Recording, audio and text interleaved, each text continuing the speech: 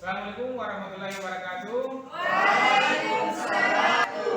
Bagaimana kabar semua? Sehat? Alhamdulillah subhanahu wa ta'ala, sehingga dapat mengikuti perkuliahan kita sebagaimana yang kita harapkan bersama. Baiklah, sesuai dengan jadwal yang ada, pada hari ini kita akan mengikuti mata kuliah ekonomi regional. Ini pertemuan pertama bagi semester 6 ya. Di semester sebelum kita masuk di materi kita, terlebih dahulu kami akan menyampaikan terkait dengan ekonomi regional ini. Perlu lebih awal kami sampaikan terkait dengan rencana pembelajaran apa saja pokok-pokok materi yang akan kita pelajari selama satu semester berjalan.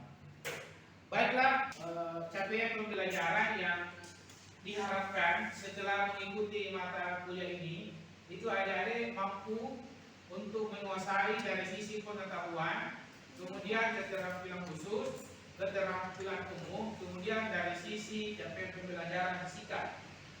Jadi inilah harapan yang kami harapkan setelah adik-adik. Mata kuliah regional ini merupakan mata kuliah wajib program studi ekonomi pembangunan. Mata kuliah ini terkait erat dengan mata kuliah ekonomi mikro dan ekonomi makro. Jadi perlu kita pahami bahwa ekonomi regional ini ada keterkaitan dengan mata kuliah ekonomi mikro dan makro, sebagaimana yang ada pelajari di semester 1 ya, terkait dengan makro dan mikro.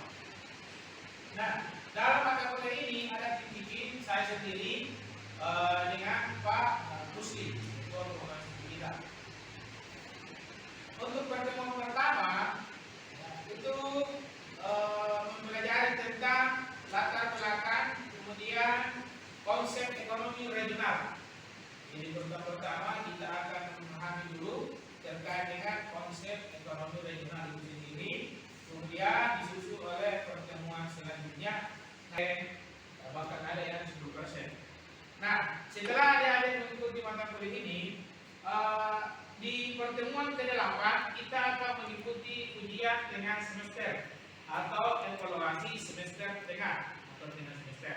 Jadi di pertemuan ke-8 itu kami akan memberikan evaluasi ya kepada adik-adik sejauh mana memahami dan menguasai terkait dengan pertemuan pertama sampai pertemuan ke-7. Nah, sampai di pertemuan ke-16 itu akan ada lagi namanya evaluasi akhir semester ya, seperti yang sudah Anda lalui di semester 1 sampai semester 5 ya, ada namanya ujian akhir semester. Nah, setelah mengikuti ujian ini tentunya akan ada evaluasi secara menyeluruh untuk memperoleh penilaian ya. Kami akan menilai seluruh rangkaian yang ada diikuti mulai dari pertemuan pertama sampai terakhir yang kami hitung atau yang kami bobot berdasarkan kehadiran. Kehadiran itu kami nilai sebesar 20%, tugas individu dan ketertiban di kelas itu 15%, ujian tengah semester 30%, ujian akhir semester 35%. Jadi akumulasinya sebesar 100%. Nah, bagaimana pemberian nilai? Untuk skor nilainya bisa kita lihat bahwa ketika akumulasinya ada di antara 80 sampai 100, itu bisa memperoleh nilai A. Dan ini juga bisa akan simak perhatikan atau lihat di simaknya masing-masing. Jadi sebagai tenaga pengajar untuk memberikan nilai itu harus mengacu ke sini ya, itu pemberian pokok nilainya. Jadi harus diperhatikan bahwa kita sebagai mahasiswa ya harus mampu berada di tahap ini. Kami selalu menyampaikan bahwa Anda harus berada di tahap ini. Jangan sekali-sekali berada di tahap ini, apalagi sampai yang error. Bagaimana cara mencapai A dan nilai B? Kan sudah di atas, ya. Bahwa untuk mencapai ini kehadirannya berapa persen, keaktifannya berapa persen, ujian akhir semesternya dan ujian tengah semesternya. Jadi mari kita sama-sama menjalankan ini dengan mencapai secara maksimal. Kalau adik-adik dengan mahasiswa secara tertib, tentunya akan memperoleh nilai yang sesuai Anda harapkan. Itu ya penjelasan terkait dengan RPS ini. RPS ini bisa juga Anda download ya di akun simaknya masing-masing atau LMS-nya. Nanti setelah pertemuan ini saya akan upload, Anda boleh untuk mengaksesnya sebagai bahan rujukan atau referensi awal kepada adik-adik sekalian. Baiklah, kita akan memasuki pertemuan pertama. Materi pertama kita sesuai dengan apa yang ada di RPS.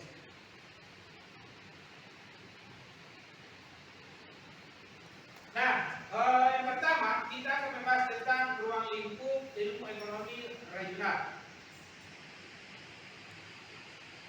Nah, ini adalah gambar dari Provinsi Sulawesi Barat ya.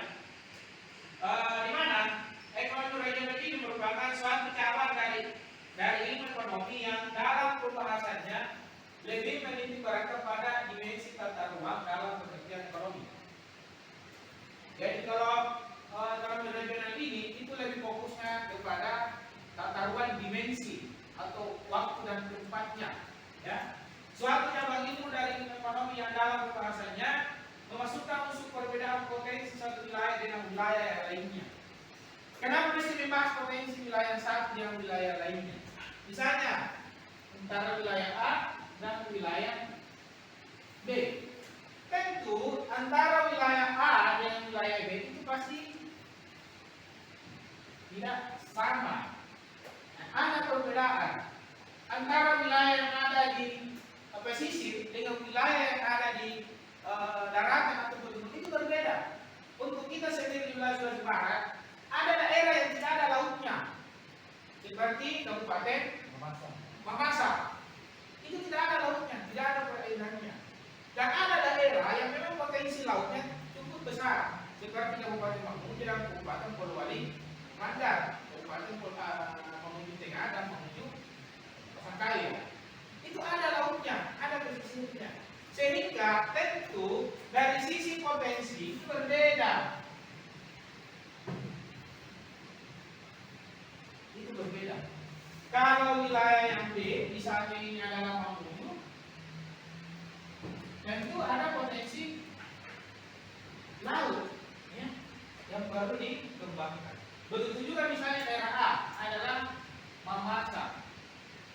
Tentu potensinya lari ke sektor pertanian, apa lebih sering kita kenal kopi dari Mamasa. Ini ada komoditi kopi yang dihasilkan dari sektor pertanian dari Kabupaten Mamasa. Sehingga sebagai pengambil kebijakan itu perlu untuk melakukan yang namanya analisa secara menyeluruh. Misalnya kebijakan apa yang perlu saya berikan atau tetapkan terhadap wilayah yang ada di Mamasa dengan Mamuju pasti berbeda ya dalam pengambilan kebijakannya. Makanya perlu dilakukan namanya analisis. Jangan sampai pemerintah atau pengambil kebijakan mengambil kebijakan yang sama untuk semua, tetapi pada dasarnya berbeda dari sisi kebutuhan. Kan tidak mungkin pemerintah sedang mengatakan semua wilayah yang ada di Sulawesi Barat kembangkan dari sisi lautnya. Pasti ada daerah yang tidak bisa maksimal potensi lautnya, karena tidak ada lautnya. Seperti itu.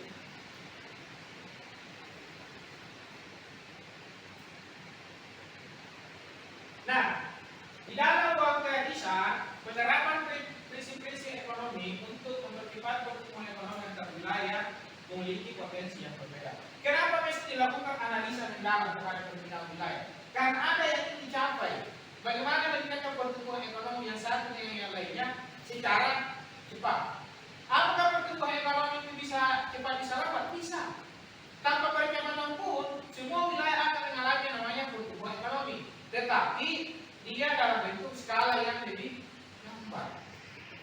Di masa ini, semua daerah menginginkan pertumbuhan ekonomi yang bisa akselerasinya cepat. Semakin cepat pertumbuhan ekonomi itu meningkat, maka daerah tersebut juga akan semakin cepat untuk menjadi daerah yang memiliki kesejahteraan yang lebih meningkat atau lebih bagus. Namun ada persoalan pokok ya di dalam ilmu ekonomi seperti yang Anda pelajari di semester 1 ya, terkait dengan apa, bagaimana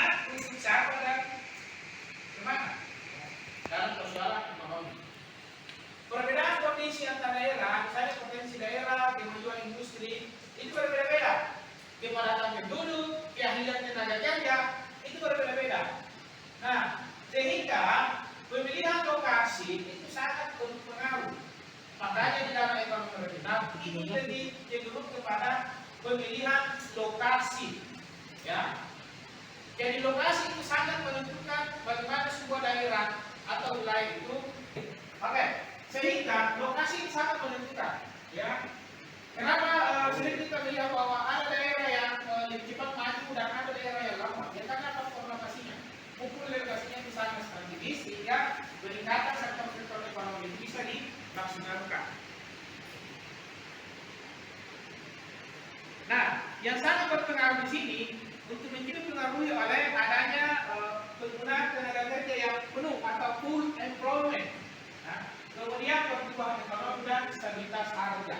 Jadi ini perlu dijaga oleh setiap pemerintah, baik pemerintah daerah maupun pusat, bagaimana menjaga stabilitas ini sehingga pertumbuhan ekonomi itu atau kemajuan daerah itu bisa lebih baik, ya.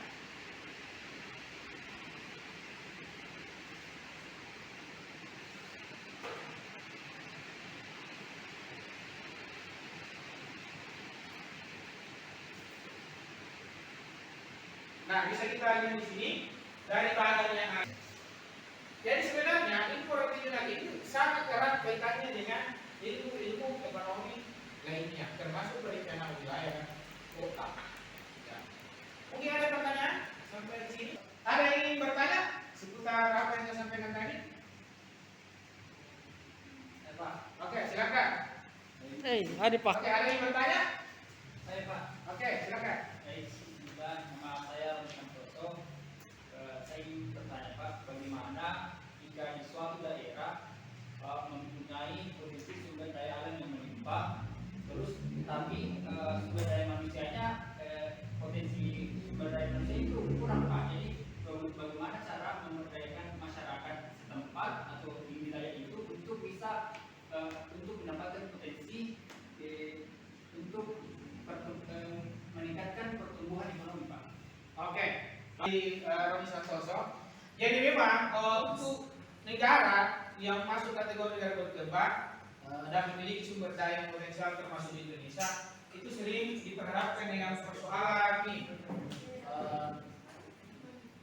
tenaga kerjanya, tenaga kerja dalam artian tenaga kerja yang terampil atau tenaga kerja yang masuk kategori ahli. Nah, sering persoalannya bagi sebuah wilayah terkendala bagaimana pemanfaatan sumber daya alamnya yang ada. Tetapi terkadang diperhadapkan dengan kurangnya tenaga kerja yang memadai. Nah, disinilah pentingnya peran pemerintah dalam mengambil kebijakan. Bahwa tidak sama antara semua daerah yang daerah lainnya mengambil kebijakan yang harus berbeda. Ya, kalau misalnya ada seperti di Mamasa misalnya ya, karena dia daerahnya adalah daerah yang pegunungan, tentu kebijakannya adalah bagaimana menciptakan sumber daya manusia yang terampil atau ahli di dalam pengolahan hasil pertanian. Maka muncullah di masa sekarang banyak komoditi unggulan dari sektor pertanian, misalnya kopi memasak. Ini salah satu saja. Kopi memasak sekarang ini yang kualitasnya itu tidak jauh berbeda dengan kopi tanah Toraja yang sering kita lihat atau dengar. Ya, demikianlah pertemuan kita pada hari ini. Untuk selanjutnya materi ini akan saya kirimkan di psikopiknya masing-masing, di simaknya. Silakan adik-adik bisa mendownload. Untuk kehadirannya tadi sudah kita absen ya. Saya harap adik-adik bisa memahami sehingga pertemuan kita hari ini bisa ada hal yang Anda pahami. Penentuan lokasi untuk pengembangan atau peningkatan ekonomi suatu wilayah itu sangat penting, sehingga sangat-sangat perlu dilakukan kajian yang mendalam bagi pengambil kebijakan agar kiranya daerah yang ada meskipun misalnya jauh dari keramaian tapi mampu bersaing dalam hal pengembangan potensi alam yang ada di daerah tersebut. Saya kira cukup demikian. Terima kasih atas waktu dan atensinya, perhatiannya. Wabillahi taufiq wal hidayah. Assalamualaikum warahmatullahi wabarakatuh. Dan minggu depan